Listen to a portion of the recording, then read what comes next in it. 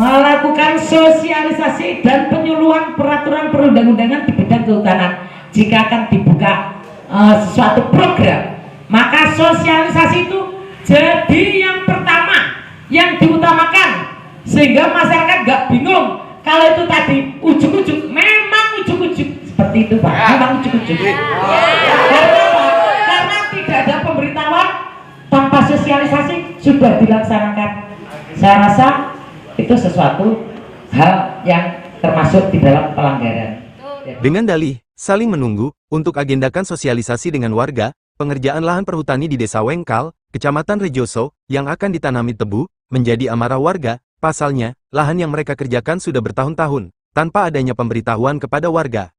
Sehingga tak sedikit para petani mengalami kerugian, yang menyebabkan warga marah dan melakukan aksi di Balai Desa Wengkal untuk mencari solusi, dengan didampingi komunitas Salam Lima Jari, tanggal 28 Oktober tahun 2024.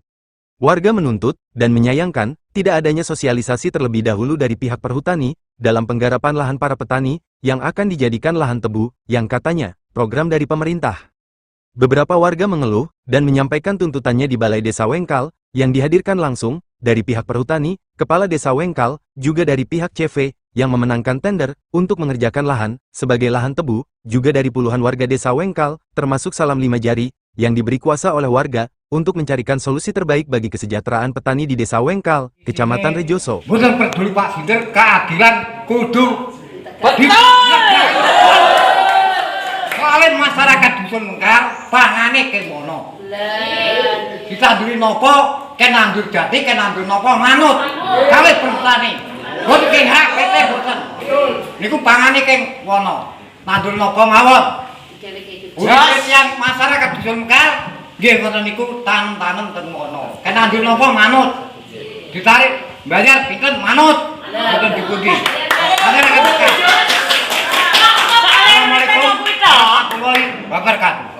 Ini ya, atau ganti untung atau gimana gitu tadi. Tapi kebanyakan itu tidak mau karena mereka takutnya sumber penghasilan mereka hilang, gitu loh Mas.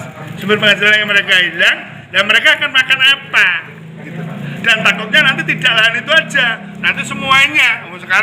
Sekarang itu kan kayaknya itu kan apa-apa kan sudah melalui PT dan sebagainya itu. Masyarakat itu kan hanya bekerja sekarang. Tapi moga-moga pemerintahan sekarang tidak gitu. Pemerintahan Pak Prabowo ini kayaknya gitu Mas. Jadi makanya mereka menolak semua hasilnya. Tapi nggak tahu nanti perhutani ngerayunya gimana sama pihak ketiga, bisa kompak atau enggak saya nggak tahu. Maksudnya bisa menerima enggak. Kalau menolak ya mau nggak mau kita juga desa juga menolak karena juga itu bahaya masyarakat, bisa menyebabkan banjir karena lahan kan jadi gundul lah, nanti kan airnya kalau meluap siapa yang bertanggung jawab, itu yang akan saya tanyakan kepada perhutani, kepada dinas kehutanan, kepada apalah yang melingkupi itu, bahwa dia tanggung jawab siapa kalau banjir.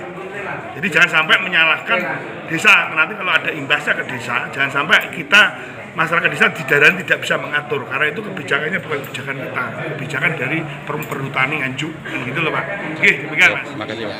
Kita ingin nanti semua berkolaborasi, bekerja sama untuk mensukseskan program pemerintah, yaitu terkait dengan ketahanan pangan. Salah satunya itu kegiatan komunisasi yang terdapat di dalam kawasan hutan. Jadi kita di sini berdiskusikan, mencari solusi yang saling menguntungkan, yang saling berbagi, yang tidak saling mencela satu sama lain. Apakah ada nanti ada lahan pengganti Pak, karena rata-rata di sini 90% itu petani hutan semuanya? Insya Allah ada. Jadi kebetulan di keluasan yang ada di wilayah RPH Sengguar Wengkal ya, RPH Wengkal ini lebih kurang sekitar 1000 hektar. Dari 1000 hektar ini kalau nggak salah yang ikut ditebu itu hanya 29. Nah, ya kan hanya 29 hektar. Jadi artinya masih ada lahan-lahan yang sekiranya itu masyarakat akan mau untuk ikut bergarap di situ. Untuk lahan untuk yang sudah ditanami Pak, atau mungkin diicir ada pengganti, uang pengganti? Nah, insya Allah nanti kita tetap kita diskusikan. Kebetulan nanti kan kita akan melibatkan dari mitra. Ini kita nanti akan diskusi sama mitra. Tapi saya yakin insya Allah pasti akan dapat uang pengganti berapa biaya yang sudah mereka keluarkan terkait dengan lahan ini. Belum mensosialisasi aja. Karena tadi saya sampaikan kita hanya miss dari awal aja. Miss dari awal karena saling menunggu. Tapi ternyata udah keduluan dari teman-teman di Masaki. Jadi ya nggak apa-apa. Saya tahu alhamdulillah. Dan ini luar biasa. Rencananya berapa hektar, Pak? Insya Allah kalau tidak ada perubahan, kita di sini dari keluasan 1000 itu hanya 29 hektar.